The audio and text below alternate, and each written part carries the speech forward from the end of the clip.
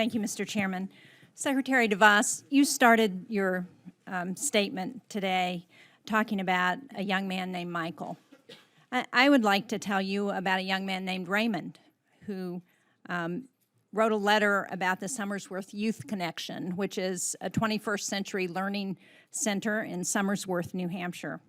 And he talks about in this letter what a difference SYC, which is what they call the Somersworth Youth Connection, has made for him and for the community.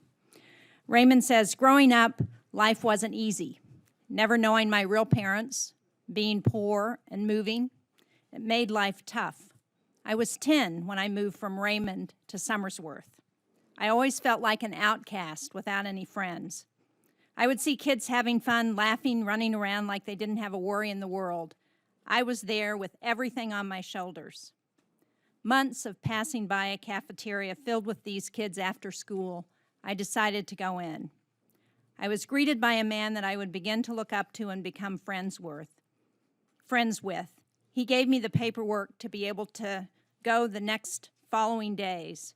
Ever since that day, SYC has been part of my life. He goes on to say, without SYC, Somersworth wouldn't be the same. This has had the biggest impact in this community. You talked in your opening statement about education programs needing to yield meaningful results. Well, this 21st Century Learning Center and dozens of others like this one for thousands of students in New Hampshire has yielded meaningful results. And yet this budget that has been proposed would take away those opportunities for kids like Raymond. What should you say to Raymond and to other students who are no longer going to have a place to go after school, who are then going to go home without supervision, where they can get into trouble because their parents aren't going to be home, who are not going to have the homework assistance, who are not going to have the help they need to succeed in school? What do you say to somebody like Raymond? Well, Senator, thank you for that story, and thank you for the opportunity to talk about the flexibility that the ESSA legislation actually affords for situations like this. And I'm hopeful that, and I would encourage that New Hampshire, as they have are putting their ESSA plan together, think about what programs and what areas are best supported.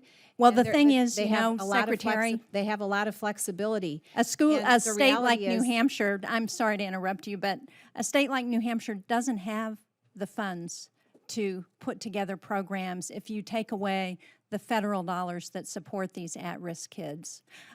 I want to go on to follow up Senator Durbin's question about student loan debt, because in New Hampshire we also have the highest average student loan debt in the country.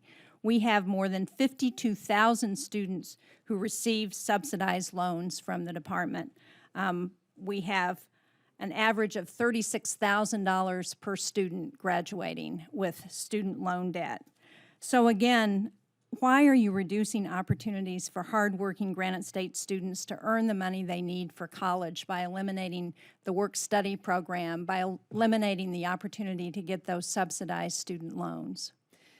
Senator, if I could just refer back to one moment to the 21st Century program.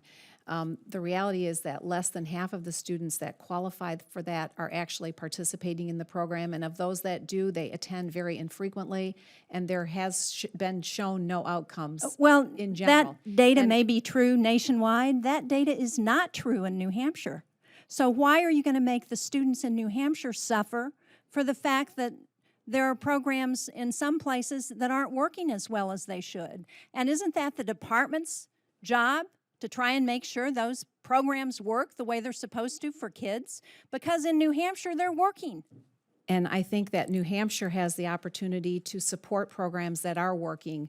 Again, there's plenty of flexibility in the other funds that are going to New Hampshire. Well, there's flexibility if you have money, but if there aren't dollars there, how can we support these kinds of programs? And that's the challenge. When you eliminate those efforts that are making a difference for students, whether it be students in college who need help with their student loan debt or at-risk kids after school, they don't have any other options.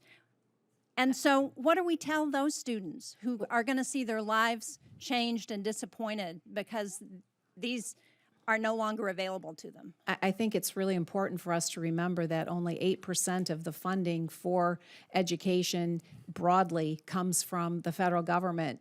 92% the states are Believe me, funding. I understand that. As a former governor who struggled for years with trying to fund education in New Hampshire, I totally get that. But I also understand that when a program is working for students and making a difference in their lives, to pull that rug out from under them with nowhere else to go is a defeat for the policy and a defeat for the student.